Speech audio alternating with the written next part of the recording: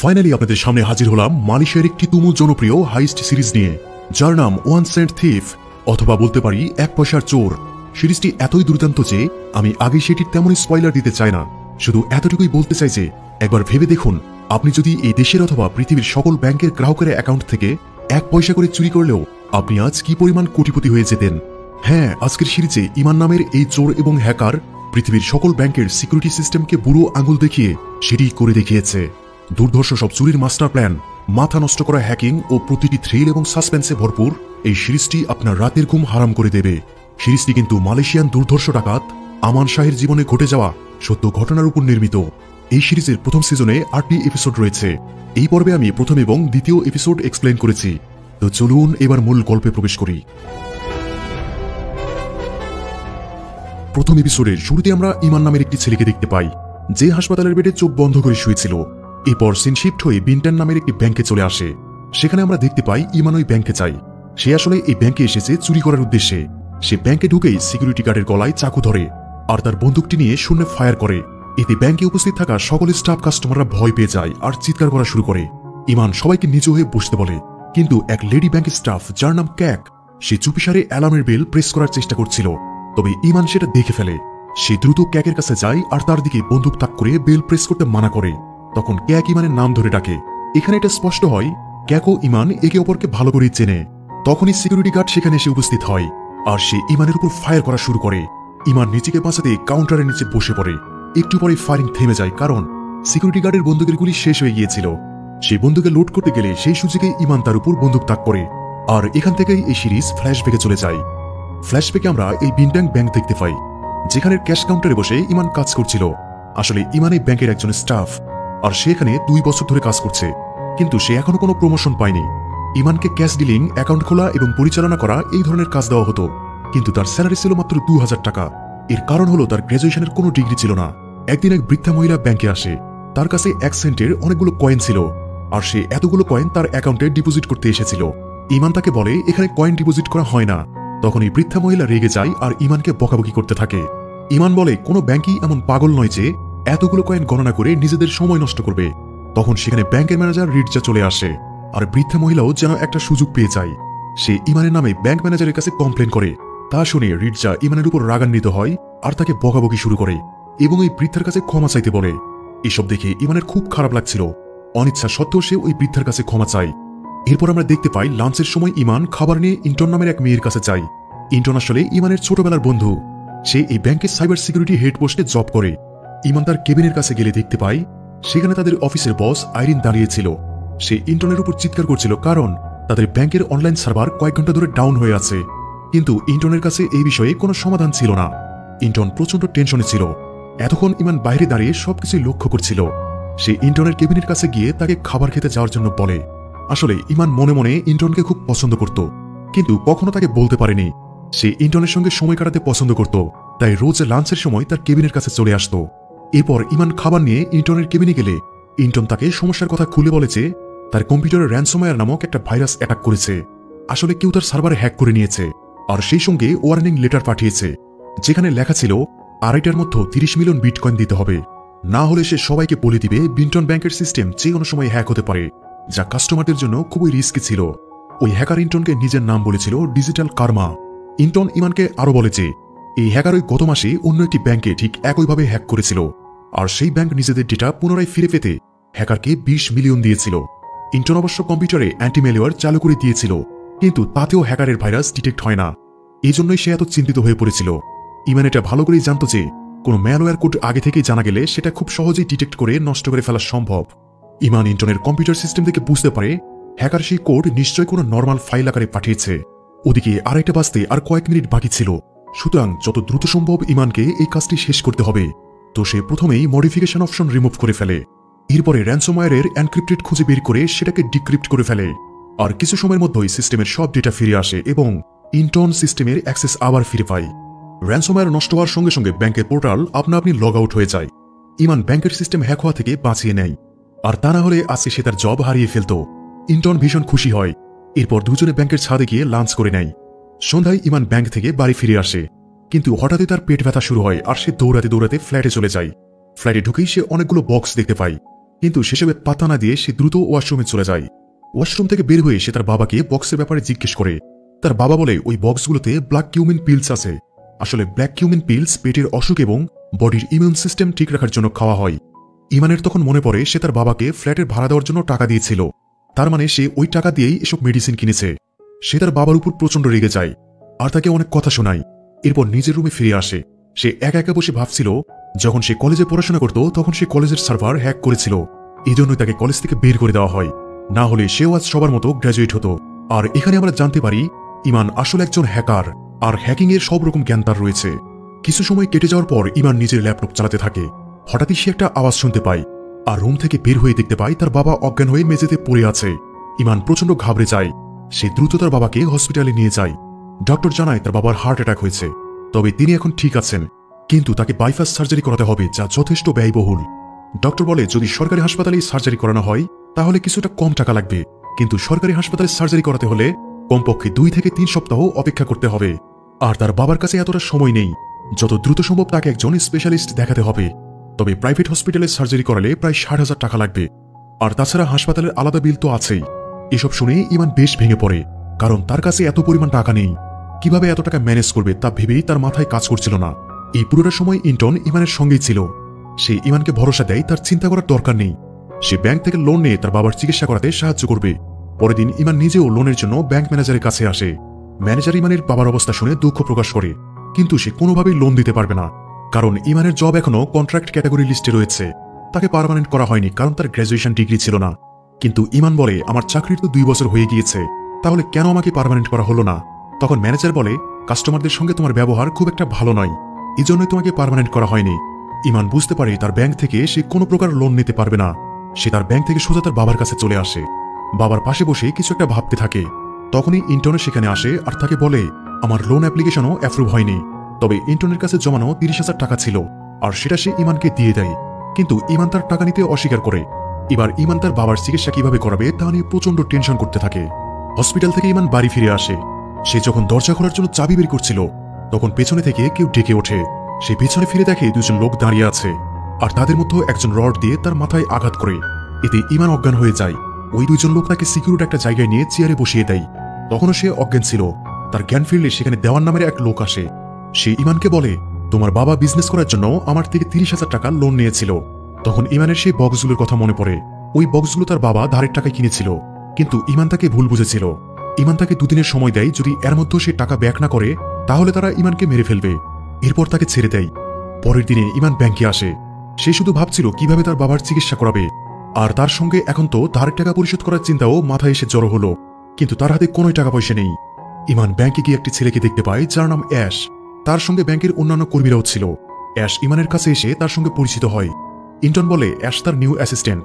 Ash চলে গেলে ইন্টন ইমানের মাথার আঘাত সম্পর্কে জিজ্ঞেস করে। তখন ইমান বলে তার ছোটখাটো একটা অ্যাক্সিডেন্ট ঘটেছে, দরজায় ধাক্কা লেগে সে মাথায় আঘাত পেয়েছে। ইমান নিজের ডেস্কে বসে কাজ করছিল। আজকেও সেই বৃদ্ধা মহিলা এসেছে। টেনশন আর আঘাতের কারণে ইমানের শরীর আস্তে আস্তে খারাপ হতে শুরু করে। আর তখনই ওই বৃদ্ধা তার পাসবুক ইমানকে দেখিয়ে বলে তার অ্যাকাউন্ট থেকে কিছুদিন ধরে টাকা কেটে নেওয়া হচ্ছে, কখনো 1 সেন্ট অথবা কখনো 2 সেন্ট বা 3 সেন্ট। এত কম টাকা কাটা হলেও সাধারণ মানুষ তেমন পাত্তা দেয় না, কিন্তু ওই বৃদ্ধা এর জন্যই ইমানের সঙ্গে লড়াই করতে চলে এসেছে। একে তো তার শরীর খারাপ, তার উপরে বৃদ্ধার উৎপাত। সব মিলিয়ে ইমানের অবস্থা খুব খারাপ ছিল। তার মন চাচ্ছিল এই বৃদ্ধাকে কিছু কথা শুনিয়ে দিতে, কিন্তু ম্যানেজার তখন কাছে দাঁড়িয়েছিল, তাই সে কোনো মিসবিহেভ না করে বৃদ্ধার পাসবুকটি দেখতে থাকে। সে দেখে কেবলমাত্র 1 সেন্ট কাটা হয়েছে, কিন্তু এটা দেখে ইমানের মাথায় এক আইডিয়া চলে আসে। সে তো এরকম ভাবে এর আগে কখনো ভেবে দেখেনি। এরপর দৃশ্যে আমরা দেখতে পাই সন্ধ্যায় ইমান বাড়ি ফিরে আসে। সে এসেই ল্যাপটপ নিয়ে বসে পড়ে। সে জানতো হ্যাকার কোনো কম্পিউটার হ্যাক করার জন্য প্রথমে একটা মেইল পাঠায়, আর তাতে একটা ফাইল বা লিঙ্ক অ্যাটাচ করে দেয়, যেটা ওপেন করলে সিস্টেম হ্যাক হয়ে যায় আর কম্পিউটার অ্যাক্সেস হ্যাকারের হাতে চলে যায়। যে কোনো জায়গায় থেকে সে ওই কম্পিউটার নিজের মতো করে চালাতে পারে। ল্যাপটপের সামনে বসে ইমান একটা হিসাব কষে। তার পিতার চিকিৎসার জন্য প্রায় 60,000 টাকা আর পাওনাদার পাবে 30,000 টাকা, যার কারণে সব মিলে এখন তার 90,000 টাকা দরকার। এবার সে বিন্টন ব্যাংকের ডিটেলস বের করে। ব্যাংকে 55 লাখ কাস্টমার রয়েছে। সে যদি সবার অ্যাকাউন্ট থেকে 1 পয়সা করেও কেটে নেয় কারো কিছু যায় আসবে না, কেউ জানতেও পারবে না। তার অ্যাকাউন্টে 95,000 টাকা জমা হয়ে যাবে। এবার ইমান ল্যাপটপে এক ধরনের ম্যালওয়্যার অর্থাৎ ভাইরাস তৈরি করে, যেটা সে খুব সাধারণ একটা ফাইলের মতো অ্যাটাচ করে দেয়, আর সেই ফাইলের নাম বিনট্যাং অ্যাকাউন্ট ওপেনিং অ্যাপ্লিকেশন ফর্ম রাখে। এরপর ইমান ব্যাংক থেকে অসুস্থতার জন্য একদিনের ছুটি নেয়, যেন কারো কোনো ধরনের সন্দেহ না হয়। এবার সে ফেক মেইল জেনারেটর দিয়ে একটা ফেক মেইল তৈরি করে, আর সেই মেইল থেকে ব্যাংকে ওই ভাইরাসযুক্ত ফাইল সেন্ড করে দেয়। কারণ যখন কোনো স্টাফ ওই ফাইল ওপেন করবে, ব্যাংকের সমস্ত ডিটেলস ও অ্যাক্সেস তার কাছে চলে আসবে। আর ঠিক সেরকমই ঘটে। ম্যানেজার অফিসে এসে ইমানের পাঠানো মেইল চেক করে আর ওই ফাইল ওপেন করে। যখনই ম্যানেজার ফাইল ওপেন করে তখনই ইমান ব্যাংকের সব অ্যাক্সেস পেয়ে যায়। কারণ ম্যানেজারের কম্পিউটারে ব্যাংকের সমস্ত সার্ভার যুক্ত ছিল, অর্থাৎ সব ডিটেলস ম্যানেজারের কম্পিউটারেই ছিল। আর ইমানের তৈরি ভাইরাস ম্যানেজারের পিসির মাধ্যমে ব্যাংকের অন্য সব কম্পিউটারে ছড়িয়ে পড়ে। কিন্তু ইমানের টার্গেট ছিল সেই ব্যাংকের অ্যাডমিনিস্ট্রেটিভ কম্পিউটার, যেন সেটার সাহায্যে সে ব্যাংকের সেন্ট্রাল সিস্টেমকে হ্যাক করতে পারে। ইমান জানত ভাইরাস অ্যাডমিন পিসিতে পৌঁছে গেলেই পিসি হ্যাং হয়ে যাবে, আর সেটা ঠিক করতে ইন্টার্নকে ডাকা হবে। ইন্টার্ন পিসি ঠিক করার জন্য আবার নতুন করে আইডি পাসওয়ার্ড সেট করবে, আর ইমান সেই আইডি পাসওয়ার্ড জেনে যাবে এবং এর সাহায্যে সে সেন্ট্রাল সার্ভারে ঢুকতে পারবে। প্রতিটি ব্যাংকে একটা সার্ভার রুম থাকে, যেখানে ব্যাংক এবং কাস্টমারদের লেনদেনের সব ডেটা মজুদ থাকে এবং সেখান থেকে সবকিছু অপারেট করা হয়। এবার ইমান 55 লাখ অ্যাকাউন্ট থেকে 1 পয়সা সার্ভিস চার্জ হিসেবে কাটতে থাকে। এভাবে সে 95,000 টাকা কেটে ব্যাংকের কালেকশন অ্যাকাউন্টে জমা করে দেয়। এরপর ইমান ব্যাংক অ্যাকাউন্টে এমন একটা অ্যাকাউন্ট খুঁজতে থাকে যেটা তেমন একটা ব্যবহার করা হয়নি, আর সে গুন্ডো এন্টারপ্রাইজেস নামের এমন একটি অ্যাকাউন্ট খুঁজেও পেয়ে যায়। এই অ্যাকাউন্টটি প্রায় 10 বছর ধরে ইনঅ্যাক্টিভ রয়েছে। ইমান এই গুন্ডো এন্টারপ্রাইজ অ্যাকাউন্টে 95,000 টাকা ট্রান্সফার করে দেয়, আর এই টাকায় ইমানের বর্তমান সব সমস্যা দূর হয়ে যাবে তা ভেবেই ইমান ভীষণ খুশি ছিল। এমন সময় দরজায় সে কারো ধাক্কা দেওয়ার আওয়াজ শুনতে পায়। আসলে ওরা পাওনাদার দেওয়ানের লোক ছিল। সেই 30,000 টাকা ব্যাক নেওয়ার জন্যই ওরা এসেছে। ইমান বুঝতে পারে যে আসলে দরজার ওপাশে কে এসেছে, এজন্য সে আর দরজা খুলে দেখে না। ওদের হাত থেকে বাঁচার জন্য ল্যাপটপ সঙ্গে নিয়ে সে বেলকনি দিয়ে পালাতে থাকে। ইমান দরজা খুলছে না দেখে ওই লোকগুলো দরজা খুলে ঘরে প্রবেশ করে, আর তারা ইমানকে পালাতে দেখে ফেলে। ওই লোকগুলো ইমানের পিছু নেয়, আর ইমান বেলকনিতে দৌড়ে নিচে নেমে ওর বাইকের কাছে যায়। কিন্তু বাইকের কাছে গিয়ে মনে পড়ে সে তার চাবি রুমে ফেলে এসেছে, তাই সে ওভাবেই দৌড়াতে থাকে, আর লোকগুলো পিছু পিছু আসছিল। সে দৌড়াতে দৌড়াতে একটা কারে উঠে পড়ে এবং ড্রাইভারকে বলে বিনট্যাং ব্যাংকে নিয়ে যেতে। ড্রাইভার তাকে বলে এটা কোনো ট্যাক্সি নয়, এটা ক্যাব। ইমান আসলে ট্যাক্সি ভেবেছিল, কিন্তু ক্যাবে যেতে হলে আগে মোবাইল অ্যাপে ক্যাব বুক করতে হবে। তখন সে উপায় না পেয়ে কিছু টাকা তাড়াতাড়ি ড্রাইভারকে দিয়ে ক্যাবটি স্টার্ট করতে বলে, কারণ ততক্ষণে দেওয়ানের লোক কাছাকাছি চলে এসেছিল। ড্রাইভার ওদের লক্ষ্য করে ক্যাব চালানো শুরু করে দেয়। ইমান পিছনে লক্ষ্য করে দেখে ওই লোকগুলো বাইক নিয়ে তখনও পিছু পিছু আসছিল, আর তাই ড্রাইভারও দ্রুত গাড়ি চালাতে থাকে। কিন্তু এখন ইমানের মাথায় অন্য চিন্তা, সে কিভাবে ব্যাংক থেকে 95,000 টাকা উইথড্র করবে। কারণ সে যদি নিজের অ্যাকাউন্ট থেকে এই টাকা উইথড্র করে তাহলে ধরা পড়ে যাবে। আবার এটিএম থেকেও তোলা সম্ভব নয়, কারণ সেখানে লিমিট সেট করা থাকে। তাই এখন তাকে ব্যাংকে গিয়ে সে গুন্ডো এন্টারপ্রাইজ অ্যাকাউন্ট থেকে ক্যাশ টাকা উইথড্র করতে হবে। এবার ইমান নিজের ল্যাপটপ বের করে আর গুন্ডো এন্টারপ্রাইজ অ্যাকাউন্ট থেকে একটা মেইল বিনট্যাং ব্যাংকের অন্য একটি শাখায় সেন্ড করে। মেইলে সে ব্যাংককে জানায় গুন্ডো এন্টারপ্রাইজের পক্ষ থেকে একজন এমপ্লয় ক্যাশ টাকা উইথড্র করতে ব্যাংকে যাবে।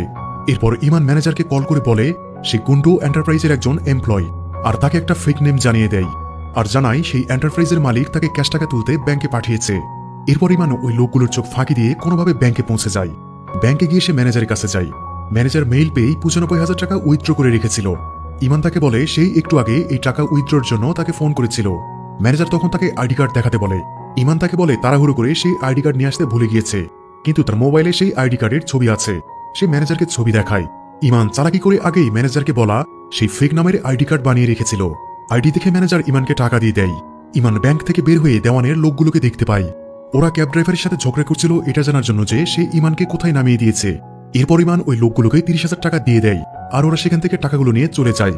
ইমান এবার যেন একটু শান্তিতে নিঃশ্বাস নিচ্ছিল। পরবর্তীতে আমরা দেখতে পাই বাকি টাকা দিয়ে ইমান তার বাবার বাইপাস সার্জারি কমপ্লিট করায়। এবার ইমান পুরো আত্মবিশ্বাসের সঙ্গে ব্যাংকে কাজ করা শুরু করে। বেশ আনন্দ নিয়ে সে তার কাজ করছিল।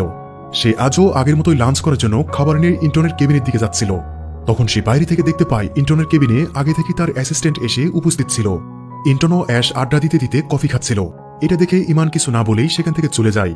ব্যাংকের কাজ শেষ করে ইমান তার বাবাকে দেখতে হসপিটালে যায়। তার বাবার সার্জারি বেশ ভালোভাবে সম্পূর্ণ হয়েছিল। সে তার বাবার পাশে দাঁড়িয়ে ভাবছিল আসলে সে যা করেছে তা অন্যায় করেছে, কিন্তু নিজের বাবার জীবন বাঁচানোর জন্য এটা ছাড়া তার কাছে অন্য আর কোনো উপায় ছিল না। এবার দৃশ্য চলে যায় ব্যাংক ম্যানেজার রিটজার কাছে।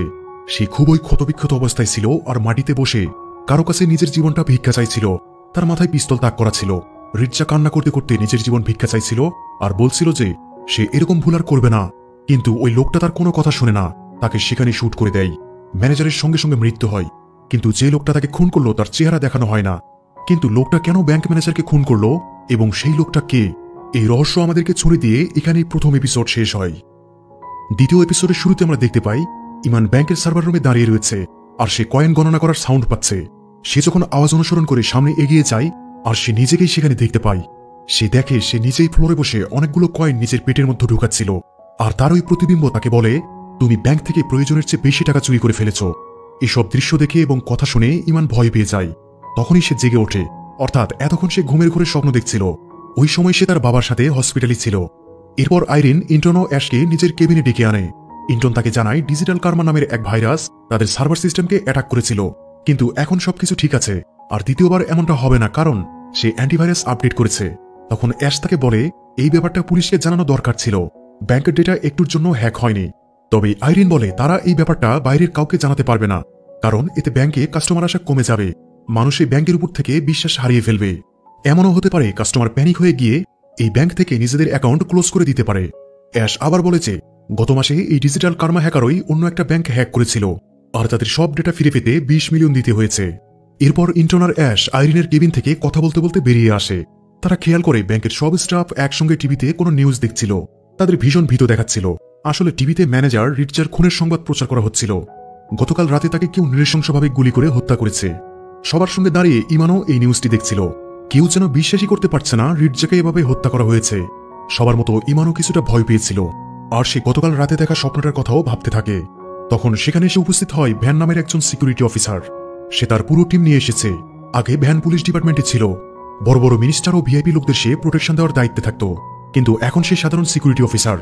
সে সবাইকে বলে তারা এখানে রিটজার মৃত্যুর ইনভেস্টিগেশন করতে এসেছে আর যতক্ষণ না পর্যন্ত ইনভেস্টিগেশন শেষ হচ্ছে কেউ এখান থেকে যেতে পারবে না। এসব কথা শুনে ইমান ভয় পেয়ে যায়, কারণ কিছুদিন আগে সে ব্যাংকের সাথে ফ্রড করে টাকা চুরি করেছে। এখন যদি ইনভেস্টিগেশনের সময় তার ওই চুরি ধরা পড়ে যায় তাহলে রিটজার খুনে তাই তার উপর চলে আসতে পারে। অথচ রিটজার মৃত্যুর সঙ্গে তার কোনো কানেকশন নেই। আর রিটজার কম্পিউটার চেক করা হলে ইমানের মেইলটা সবাই দেখে ফেলবে, যেটাই ওই ম্যালওয়্যার যুক্ত ছিল। সে সহজেই সবার কাছে ধরা পড়ে যাবে। এখন তাকে বাঁচতে হলে ওই মেইলটি ডিলিট করতে হবে, কিন্তু তার ল্যাপটপ তো তার বাড়িতে আছে। এই সময় আর সে ব্যাংক থেকে বের হতেও পারবে না। তবে এখন একটাই রাস্তা রয়েছে, সে যদি কোনোভাবে সার্ভার রুমে যেতে পারে তাহলে ওই মেইলটি ডিলিট করতে সক্ষম হবে। কিন্তু সার্ভার রুমটি বিল্ডিং এর 4র্থ তলায় রয়েছে। সার্ভার রুমে সাধারণত কোনো স্টাফ প্রবেশ করতে পারে না, আর এই রুমে প্রবেশের অ্যাক্সেস কেবলমাত্র ডিপার্টমেন্টের কয়েকজনের কাছে ছিল। এমনকি লিফট কখনো 4র্থ ফ্লোরে গিয়ে থামবে না, শুধু যাদের কাছে অ্যাক্সেস আছে তাদের ফিঙ্গারপ্রিন্ট ব্যবহার করে লিফট 4র্থ ফ্লোরে থামে। সুতরাং বলতে গেলে ইমানের সার্ভার রুমে যাওয়া এক প্রকার অসম্ভব। সবকিছু ভেবে ইমান খুব টেনশনে পড়ে যায়। এর ফলে তার শরীরও খারাপ হয়ে যায় আর বমি হয়। ওয়াশরুমে যখন সে বমি করছিল তখন সেখানে সাইবার সিকিউরিটি টিমের এক এমপ্লয় আসে, যার নাম ছিল শেমত। সে বিছানার উপর নিজের মোবাইল রেখে ওয়াশরুমে চলে যায়। আসলে তার পেট খারাপ হয়েছিল। সে ওয়াশরুমে যাওয়ার পর তার মোবাইলে একটা কল আসে। তখন ইমানের নজর শেমতের মোবাইলের দিকে পড়ে। মোবাইল হাতে নিয়ে সে দেখে মোবাইলে শেমতের আঙ্গুলের অনেক ছাপ রয়েছে। আর সে যেহেতু সাইবার সিকিউরিটি টিমের এমপ্লয় ছিল তাই তার কাছে সার্ভার রুমে প্রবেশ করার জন্য অ্যাক্সেস ছিল। ইমান এবার বুদ্ধি খাটিয়ে শেমতের মোবাইলের স্ক্রিন প্রোটেক্টর গ্লাস উঠিয়ে ফেলে, কারণ স্ক্রিন প্রোটেক্টর গ্লাসের উপর শেমতের ফিঙ্গারপ্রিন্ট ছিল। আর ইমান এখন লিফট দিয়ে 4র্থ ফ্লোরে যেতে পারবে। কিন্তু ইমানের লিফটে যাওয়া নিষেধ ছিল, কারণ সে একজন সাধারণ স্টাফ। এবার সে হাউসকিপিং রুমে গিয়ে হাউসকিপারের পোশাক পরে নিজের শরীর ঢেকে নেয় আর হাউস ক্লিনিং এর জিনিসপত্র নিয়ে লিফটে উঠে যায় এবং ওই স্ক্রিন প্রোটেক্টরটি লিফটের সেন্সর বোর্ডে লাগায়। তখনই একজন লোক মোবাইলে কথা বলতে বলতে এদিকে আসছিল। ইমান ভয় পেয়ে যায় আর সে দ্রুত স্ক্যান করার চেষ্টা করে, কিন্তু প্রথমবারে সেন্সর বোর্ডে ফিঙ্গারপ্রিন্ট ক্যাচ করতে পারে না। ইমান স্ক্রিন প্রোটেক্টরে ফু দিয়ে হালকা পরিষ্কার করে আবার সেন্সর বোর্ড লাগিয়ে দেয়। তখন সেন্সর বোর্ড ফিঙ্গারপ্রিন্টটি ক্যাচ করতে পারে এবং লিফট চলতে শুরু করে। উপরে গিয়ে সে প্রথমেই অ্যাডমিন রুমে যায়, কারণ সার্ভার রুমে যেতে হলে সর্বপ্রথম অ্যাক্সেস কার্ড প্রিন্ট করতে হবে। আর তখনই সে ওই কার্ড দিয়ে সার্ভার রুমে প্রবেশ করতে পারবে। আর সব ধরনের অ্যাক্সেস কার্ড অ্যাডমিন রুমেই প্রিন্ট করা হয়। অ্যাডমিন রুমে যেতে হলেও অ্যাক্সেসের দরকার পড়ে, এই জন্য সে আবারও স্ক্রিন প্রোটেক্টর ব্যবহার করে। সেই অ্যাডমিন রুমে ঢুকে সর্বপ্রথম সব সিসিটিভি বন্ধ করে দেয় আর ভিডিও ফুটেজগুলো ডিলিট করে ফেলে, কারণ সে যে ওয়াশরুম থেকে এখানে এসেছে তা রেকর্ড করা হয়েছিল। এই জন্যই প্রথমে সে ওইসব ফুটেজ ডিলিট করে 15 মিনিটের জন্য সব সিসিটিভি বন্ধ করে দেয়, যেন সে পরবর্তীতে নিজের কাউন্টারে ফিরে যেতে পারে। অর্থাৎ সব কাজ শেষ করে 15 মিনিটেই তার ফিরে আসতে হবে। 15 মিনিট পর থেকে সব সিসিটিভি চলতে শুরু করবে। আর তাই ইমান নিজের ঘড়িতে টাইমার সেট করে নেয়। এবার সেই সমস্ত স্টাফদের নাম চেক করতে থাকে যাদের সার্ভার রুমে যাওয়ার অ্যাক্সেস ছিল। তখন সেখানে সে অ্যাশের নামও দেখতে পায়। ইমান দ্রুত অ্যাশের অ্যাক্সেস কার্ড ডাউনলোড করে নেয়। এখন যদি কোনো ঝামেলা হয় সমস্ত দোষ অ্যাশের উপর গিয়ে পড়বে। অন্যদিকে অফিসের বস আইরিন তার কেবিনে সাইবার সিকিউরিটি হেডের সঙ্গে আলোচনা করছিল। তখন সেখানে অ্যাশ আর ইন্টন এসে পৌঁছায়। অ্যাশ আইরিনকে জিজ্ঞাসা করে রিটজার কম্পিউটার এই রুমে কেন নিয়ে আসা হয়েছে। তাদের সবাইকে পুলিশ আসা পর্যন্ত অপেক্ষা করা দরকার ছিল, কিন্তু আইরিন বলে সে নিজেই ওই কম্পিউটার চেক করতে চেয়েছিল, কারণ আইরিন চায় না রিডজার কম্পিউটারে এমন কিছু পাওয়া যাক যাতে ব্যাংকের কাস্টমার প্যানিক হয়ে পড়বে। এরকম হলে ব্যাংকের অনেক লস হয়ে যেতে পারে আর ব্যাংকের রিপুটেশনও নষ্ট হয়ে যাবে। কিন্তু অ্যাশ চাচ্ছিল রিডজার কম্পিউটার যেন সর্বপ্রথম পুলিশই চেক করে, কিন্তু সে তো একজন অ্যাসিস্ট্যান্ট, শুধু তার কথা কেউ শুনবে না। অ্যাশের এমন আচরণে অবশ্য ইন্টনও টেনশনে ছিল, কারণ সে তার জব নিয়ে খুব চিন্তা করত। এরই মাঝে ভ্যান মোবাইলে কারোর সঙ্গে কথা বলে, সেই ইন্টনও অ্যাশকে তার সঙ্গে যেতে বলে। অন্যদিকে ইমান কার্ড বের করে অ্যাডমিন রুম থেকে সার্ভার রুমের দিকে যেতে থাকে। তার কাছে এখন 11 মিনিট বাকি আছে। ইমান সার্ভার রুমে লিফটে গিয়ে পৌঁছালে সে বুঝতে পারে কেউ নিচে থেকে উপরের দিকে আসছে, অর্থাৎ লিফটে কেউ রয়েছে। লিফটের দরজা খুললেই ইমান ধরা পড়ে যাবে। লিফট থামলে সাইবার সিকিউরিটির একজন মেয়ে স্টাফ বাইরে আসে, কিন্তু ততক্ষণে ইমান লিফটের কাছেই এক রুমে লুকিয়ে পড়ে। তবে দরজা লাগানোর শব্দ শুনে ওই মেয়েটি এদিকে আসে, কিন্তু দরজা পর্যন্ত এসেই আবার অন্য রুমে চলে যায়। ইমান যেন একটু নিঃশ্বাস নেয়, এখন অল্পের জন্য সে বেঁচে গিয়েছে। এরপর সে ওই রুম থেকে বের হয়ে আসে। ওদিকে ভ্যান ইন্টন ও অ্যাশকে নিয়ে সিসিটিভি রুমে আসে, কারণ সব সিসিটিভি ক্যামেরা একসঙ্গে বন্ধ হয়ে গিয়েছে, যা একটু আগেই ইমানই করেছিল। ইন্টন ভ্যানকে জানায় সিস্টেম আপগ্রেড হচ্ছে, কিন্তু সাধারণত ব্যাংকের ওয়ার্কিং আওয়ার শেষ হলেই আপগ্রেড হয়। অ্যাশের মনে হচ্ছিল ব্যাংকের সিকিউরিটি সিস্টেম কেউ হ্যাক করে নিয়েছে, কিন্তু ইন্টন বলে এখন হ্যাকার আমার কম্পিউটারটি হ্যাক করতে পারবে না। তারপরও ভ্যান বলে তোমার একবার চেক করে নেওয়া উচিত। তবে ইন্টন বলে সে একটু আগেই ফায়ারওয়েল সিস্টেম আপগ্রেড করেছে, তাই এখন বাইরে থেকে কেউ হ্যাক করার চেষ্টা করলে সে সঙ্গে সঙ্গে সেটা জেনে যাবে। অ্যাশ তারপরও বলে হ্যাকার তো ব্যাংকের যে কেউ হতে পারে যার হ্যাকিং সম্পর্কে ভালো জ্ঞান রয়েছে। ওদিকে ইমান চতুর্থ ফ্লোরে পৌঁছে গিয়েছিল। সে অ্যাশের কার্ড ব্যবহার করে সার্ভার রুমে ঢুকে পড়ে। সার্ভার রুমে গিয়ে সে বড় বড় সার্ভার মেশিন দেখতে পায়। এখন তাকে খুঁজে বের করতে হবে যে তার পাঠানো ভাইরাস কোন মেশিনের ভিতরে রয়েছে। এখন তার কাছে কেবল 9 মিনিট সময় ছিল। সে এক এক করে সব মেশিন চেক করছিল। তখন সে এক মেশিনে ওই ফাইলের অ্যাটাচ দেখতে পায়, আর সে জানতে পারে যে কোন মেশিনে ম্যালওয়্যার ভাইরাস রয়েছে। তারপর সে ওই ভাইরাস ডিলিট করতে থাকে। এরপর ইন্টারনেট মোবাইলে উপরমহল থেকে একটা কল আসে। তাকে জানানো হয় কেউ অ্যাডমিন বিল্ডিংয়ে গিয়ে সেখানে ফায়ারওয়ালের আপগ্রেড করছে। এটা শুনে ওরা তাড়াতাড়ি সবাই অ্যাডমিন বিল্ডিংয়ে চলে যায়। সিস্টেম দেখার পর তারা বুঝতে পারে কেউ প্রিন্টার ব্যবহার করেছে, কারণ একটু আগেই ইমান অ্যাশের কার্ড প্রিন্ট করেছে। তখন ভ্যানের মোবাইলে একটা মেসেজ আসে যে কিছুক্ষণ আগেই অ্যাশ সার্ভার রুমে প্রবেশ করেছে, কিন্তু অ্যাশ তো এতক্ষণ তার সঙ্গেই ছিল। ভ্যান তখন অ্যাশকে আইডির ব্যাপারে জিজ্ঞেস করলে অ্যাশ তাকে তার আইডি দেখায়। ভ্যানের কাছে মনে হচ্ছিল এসব অ্যাশই করেছে, তাই তারা অ্যাশকে তাদের হেফাজতে রাখতে চায়। তখন ইন্টন ভ্যানকে বাধা দিয়ে বলে সকাল থেকে অ্যাশ তার সঙ্গে রয়েছে, সে কোথাও যায়নি। এরপর ভ্যান অ্যাডমিন রুমে থাকা সবাইকে বের হতে মানা করে। এটা বলে ভ্যান সার্ভার রুমে চেক করতে চলে যায়। সিস্টেম চেক করার পর ইন্টন জানতে পারে কেউ একটু আগেই অ্যাশের আইডি কার্ড প্রিন্ট করেছে। ইন্টন বলে কেউ তো আছেই যে তাকেও তার পুরো টিমকে ফাঁসাতে চাচ্ছে, আর সে ভালো করেই জানে সার্ভার রুমে অ্যাক্সেস মাত্র কয়েকজন মানুষের কাছে আছে। ওইদিকে ইমান সার্ভারে তার তৈরি করা ম্যালওয়্যারের খোঁজ পেয়েছিল, কিন্তু ততক্ষণে ভ্যান সার্ভার রুমে পৌঁছে যায়। ইমান বুঝতে পেরেছিল সার্ভার রুমে কেউ প্রবেশ করেছে, এই জন্য সে দ্রুত তার ম্যালওয়্যার ভাইরাস ডিলিটের প্রসেসিং শুরু করে, আর সেখানে লুকিয়ে পড়ে। ভ্যান সার্ভার মেশিনগুলোর পেছনে চেক করতে শুরু করে, কিন্তু ততক্ষণে ইমান সার্ভার রুম থেকে বেরিয়ে পড়ে। তবে ভ্যানও বুঝতে পারে সার্ভার রুম থেকে কেউ পালিয়েছে। সেও বাইরে বেরিয়ে আসে, কিন্তু কাউকেই দেখতে পায় না। ততক্ষণে ইমান সিঁড়ি দিয়ে নিচে নেমে এসেছে। ভ্যান তার টিমকে কল করে বলে দ্রুত ব্যাংক থেকে বের হওয়ার সব রাস্তা বন্ধ করতে, যেন ব্যাংক থেকে কেউ পালিয়ে যেতে না পারে। ইমান সেই স্ক্রিন প্রোটেক্টরটি হাতে নিয়ে খুব দ্রুত হাউসকিপিং রুমে যেতে থাকে, কিন্তু যাওয়ার সময় তার এক লোকের সঙ্গে ধাক্কা লাগে। ইমান তো লোকটাকে সরি বলে চলেই যাচ্ছিল, কিন্তু লোকটা তাকে দাঁড়াতে বলে। ইমান ভয় পেয়ে যায়, এই বুঝে সে এবার ধরা পড়ে গিয়েছে। কিন্তু লোকটা স্ক্রিন প্রোটেক্টর তুলে ইমানকে দেয়, যেটা তার হাত থেকে নিচে পড়ে গিয়েছিল। এরপর ইমান হাউসকিপিং রুমে গিয়ে দ্রুত তার পোশাকটি চেঞ্জ করে নেয়, আর ঘড়ির দিকে তাকিয়ে দেখে 15 মিনিট শেষ হয়ে গিয়েছে, আর সিসিটিভি চলতে শুরু করে দেয়। কিন্তু ইমান তখন নিজের পোশাক পরে বের হয়ে কাউন্টারের দিকে চলে যায়। যেহেতু সিসিটিভি এখন চলছিল, তাই সে ওয়াশরুমের রাস্তা ব্যবহার করে নিজের কাউন্টারে যায়, যেন সিসিটিভি ফুটেজে এটা দেখে সবাই ভাবে যে এতক্ষণে সে ওয়াশরুমে ছিল। অন্যদিকে ভ্যান তার টিম নিয়ে ট্রানজ্যাকশন এরিয়াতে পৌঁছায়। টিমের লোকদের বলে প্রতিটি কাউন্টার চেক করতে, কারণ এখানে যে স্টাফ উপস্থিত ছিল হতে পারে সেই সার্ভার রুমে গিয়েছিল। ভ্যান নিজেও চেক করতে থাকে, আর সে ইমানের কাউন্টারের সামনে আসে। তখন ইমান নিচ থেকে কলম হাতে নিয়ে উঠে আর ভ্যানকে বলে কলমটা নিচে পড়ে গিয়েছিল। পরবর্তীতে আমরা দেখি ভ্যান সেমতকে জিজ্ঞাসাবাদ করছিল যে সে কেন সেকেন্ড ফ্লোরে গিয়েছিল। সেমত ভয়ে ভয়ে জবাব দেয় সে কোথাও যায়নি, সে দীর্ঘ সময় ধরে এখানেই রয়েছে। তখন ভ্যান তাকে জিজ্ঞাসা করে যে সে যদি লিফটে না গিয়ে থাকে তাহলে তার ফিঙ্গারপ্রিন্টটি কিভাবে ব্যবহার করা হয়েছে। ভ্যানের সন্দেহ এবার শ্যামতের দিকে, কিন্তু ইন্টন তাকে বাঁচিয়ে নেয়। সে ভ্যানকে বলে শ্যামত সকাল থেকে এখানেই ছিল, সে কোথাও যায়নি। তবে শ্যামতের পরে ভ্যানের সন্দেহের লিস্টের তালিকায় এখন ইন্টন ও তার টিম রয়েছে, কারণ ইন্টন ও তার টিমের শুধু ওই সার্ভার রুমে যাওয়ার অনুমতি ছিল। তখন আবার অ্যাশ বলে ওই রুমে যাওয়ার অ্যাক্সেস শুধু ওইখানকার সিকিউরিটি এবং ব্যাংকের কিছু ভাইস প্রেসিডেন্টের কাছে রয়েছে। ভ্যান বলে ভাইস প্রেসিডেন্টের এ সম্পর্কে খুব একটা ধারণা নেই, তবে ইন্টনের টিমের বেশ ভালো ধারণা রয়েছে। অ্যাশ তখন একটা প্রশ্ন করে যে ব্যাংকে কি এমন কেউ আছে যে আসলে শুরু থেকেই হ্যাকিং জানে। অ্যাশের কথা শুনে ইন্টনের ইমানের কথা মনে পড়ে যায়। ইন্টন ভাবে ইমানই তো সেই ব্যক্তি যে তাকে ডিজিটাল কার্মা নামের হ্যাকার থেকে বাঁচিয়েছিল, কিন্তু সে এখানে এই বিষয় নিয়ে কারোর সামনে কোনো কথা বলে না। অন্যদিকে কাউন্টারে বসে ইমান ভাবছিল রিচার মৃত্যুর সঙ্গে তার কোনো যোগসূত্র নেই, এখন সে সম্পূর্ণভাবে সেফ। সে এখন কিছুটা রিল্যাক্স ফিল করে। এরপর ইন্টন ইমামকে নিয়ে বিল্ডিং এর ছাদে আসে আর তাকে নিজের ল্যাপটপ দেখায় যে কেউ সার্ভার রুম এবং অ্যাডমিন পিসি হ্যাক করেছে আর অ্যাক্সেস কার্ডের সাহায্যে সার্ভার রুমে প্রবেশও করেছে। ইমান তাকে বলে সে এই সময়গুলোতে কাউন্টারে নিজের ডিস্কে বসেছিল, সে যদি চায় সিসিটিভি চেক করে দেখতে পারে। ইমান জানত যে সিসিটিভি তখন বন্ধ ছিল, কিন্তু ইমান যে এটা জানে তা ইন্টন জানত না। সেভাবেই ইমান কোনো কিছু করলে নিশ্চয় সিসিটিভি চেক করার কথা বলতো না। ইন্টন ভাবে সে অকারণে তাকে জেরা করছে, তাই সে ইমানের কাছে ক্ষমা চায়। পরদিনই ইমান তার বাবাকে দেখতে হসপিটালে যায়। সার্জারি হওয়ার পর সে এখন সম্পূর্ণভাবে সুস্থ। বাবার সুস্থতা দেখে ইমানও খুব খুশি ছিল। আর তাছাড়া এখন আর তাকে কোনো কিছু নিয়ে টেনশনে থাকতে হবে না। সেই বাবার সঙ্গে বেশ ভালোই সময় কাটায়। আসার সময় ডক্টর তাকে বলে তার বাবা এখন অনেকটাই সুস্থ, তবে পুরোপুরি সুস্থ হতে এখনো আরো 1 সপ্তাহ থাকতে হবে, এরপরে তাকে রিলিজ করা হবে।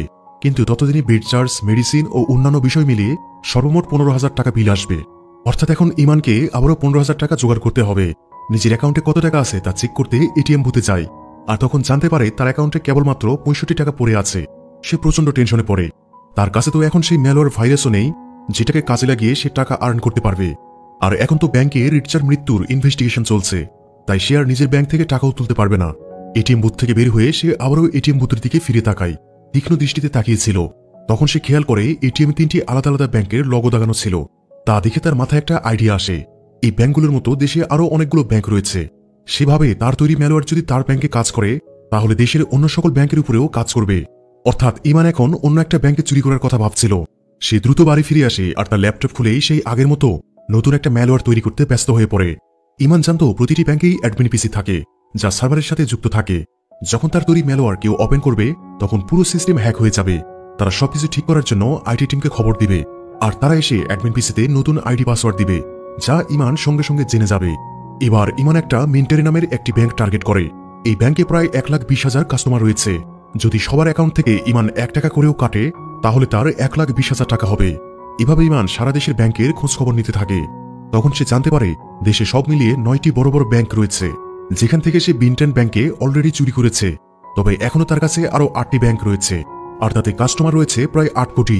অর্থাৎ সে যদি প্রতিদিন সেখান থেকে 1 পয়সা করেও কাটে তাহলে সে একদিনেই 8 লাখ টাকা আর্ন করতে পারবে। এসব ভেবেই যেন ইমান শকড হয়ে যায়। সে বুঝতে পারে দ্রুতই সে বড়লোক হতে পারবে। ওদিকে ইন্টন সার্ভার রুমে গিয়ে সমস্ত ডেটা চেক করতে থাকে। তখনই সেখানে অ্যাশ আসে। অ্যাশ তাকে বলে আমি তোমাকে সাহায্য করতে এসেছি, কিন্তু ইন্টন তাকে জানিয়ে দেয় আমি নিজের কাজ নিজেই করা পছন্দ করি। ইন্টন কোনো কারণে অ্যাশের উপর বিরক্ত। সে সময় ইন্টনের মোবাইলে আইরিনের মেসেজ আসে। সে তাদের দুজনকে নিজের রুমে ডাকছিল। ইন্টন তার বস আইরিনকে বলে সেখান থেকে কোনো ডেটা বা টাকা চুরি হয়নি এবং কোনো ম্যালওয়্যার ভাইরাসও কোথাও নেই, সবকিছু ঠিকঠাকই আছে। তখন আইরিন বলে এক হ্যাকার যখন এত রিস্ক নিয়ে সার্ভার রুমে গিয়েছে, সে যদি কোনো কিছু চুরি না করবে তাহলে এত রিস্ক নিয়ে সে ওই রুমে গিয়েছে কেন? ইন্টন বলে সার্ভার রুমে যে গিয়েছে সেই সিসিটিভি অফ করে দিয়েছিল, এখন সিসিটিভি ফুটেজ ছাড়া তাকে ধরা সম্ভব হবে না। আইরিনের কাছে ইন্টনের এই উত্তর পছন্দ হয় না। সে অ্যাশকে জিজ্ঞাসা করে ইন্টনের আন্ডারে কাজ করে তোমার কেমন লাগছে? অ্যাশ বলে ইন্টন অনেক ভালো বস, তার সঙ্গে কাজ করে সে বেশ মজা পাচ্ছে। তখন আইরিন বলে সবকিছুর দায়িত্ব ইন্টনের উপর থাকার পরেও অফিসে এত কিছু হচ্ছে আর সেটা সে আটকাতে পারছে না। তখন ইন্টন বলে হ্যাকার ফিজিক্যালি অ্যাটাক করেছে আর ইন্টনের কাজ হলো ইন্টারনাল সিস্টেমকে প্রোটেক্ট করা। যা শুনে আইরিন প্রচন্ড রেগে যায় আর অ্যাশকেই ডিপার্টমেন্টের হেড বানিয়ে দেয়। মানে এখন থেকে ইন্টন অ্যাশের অ্যাসিস্ট্যান্ট, অর্থাৎ এখন থেকে ইন্টনকে অ্যাশের আন্ডারে কাজ করতে হবে। এটা শুনে ইন্টন ও অ্যাশ দুজনেই শকড ছিল। ইন্টন রেগে ওইখান থেকে চলে যায়। ইন্টন কেবিনে আসলে সেখানে সেমত তাকে কিছু বলতে আসে। এখন ইন্টন প্রচন্ড রেগেছিল, তাই তাকে চলে যেতে বলে, কিন্তু সেমত বলে আমার কিছু দেখানোর আছে। সেমত তার মোবাইল ইন্টনের ল্যাপটপের সঙ্গে কানেক্ট করে দেয় আর বলে সিসিটিভি ফুটেজ সে রিকভারি করেছে। তখন সে ইমানকে ওয়াশরুমের ফুটেজে দেখে, যেখানে ইমান ওয়াশরুম থেকে বের হচ্ছিল আর সে সিসিটিভি ক্যামেরার দিকে তাকিয়ে অদ্ভুতভাবে হাসছিল। ফুটেজ দেখে ইন্টন ইমানকে কিছুটা সন্দেহ করে। পরবর্তীতে আমরা দেখতে পাই ইমান তার বাবাকে একটা স্পোর্টস কারে ঘোরাচ্ছিল। এরপর তাকে খুব সুন্দর ফার্নিশড একটা ফ্ল্যাটে নিয়ে যায়। তবে ফ্ল্যাট থেকে সে অবাক হয়ে যায়। সে বুঝতে পারছিল না ইমানের কাছে এত টাকা কিভাবে এসেছে। ইমান তার বাবাকে পুরো ফ্ল্যাট ঘুরিয়ে দেখায়। ইমানের বাবা জিজ্ঞাসা করে এই ঘর আসলে কার? ইমান বলে এটা তাদেরই ঘর, কিন্তু তার বাবা তা শুনে যেন খুশি হতে পারছিল না। তার বাবা তাকে বলে এত টাকা সে কোথায় পেয়েছে। তার বাবার ধারণা ছিল সে হয়তো ড্রাগস বিজনেসের সঙ্গে জড়িয়ে পড়েছে, কিন্তু ইমান তাকে আশ্বস্ত করে বলে এরকম কিছুই হয়নি। এখন আর সে নর্মাল কোনো ওয়ার্কার নয়, তার প্রমোশন হয়ে স্যালারি বেড়েছে এবং সে এখন বড়লোক হয়ে গেছে। যদিও তার বাবা এসব শুনেও শকড ছিল, কিন্তু সে আর এই বিষয়ে কিছুই বলে না। এরপরে বাবা ছেলে মিলে খেতে বসে। টেবিলের উপর হরেক রকমের খাবার, এমন খাবার তারা জীবনে প্রথমবার খাচ্ছে। খাওয়ার সময় হঠাৎ কলিং বেল বেজে ওঠে। ইমান উঠে দরজা খুলে দেয়। দরজা খোলার সঙ্গে সঙ্গে ইমানকে কেউ জোরে লাথি মারে। তখন আমরা দেখি সেখানে দেওয়ান তার লোকজন নিয়ে এসেছে। দেওয়ানকে দেখেই ইমান ও তার বাবা ভয় পেয়ে যায়। দেওয়ান বলে সে জানতে পেরেছে ইমান এখন অনেক বড়লোক হয়ে গিয়েছে, আর সে ইমানকে গান পয়েন্টে নেয়। এখানেই স্ক্রিন ব্ল্যাক হয়ে যায়, আর আমরা পিস্তলের শুটের আওয়াজ শুনতে পাই। আর এখানেই এই সিরিজের দ্বিতীয় এপিসোডটি শেষ হয়। তো সিরিজটি আপনাদের কেমন লাগছে সেটি অবশ্যই কমেন্ট করে জানিয়ে দিবেন। সেই সাথে চ্যানেলটি সাবস্ক্রাইব করে রাখার অনুরোধ রইল। আর খুব শীঘ্রই আমি পরের এপিসোডগুলো নিয়ে হাজির হচ্ছি। ততক্ষণ সবাই ভালো থাকুন, সুস্থ থাকুন।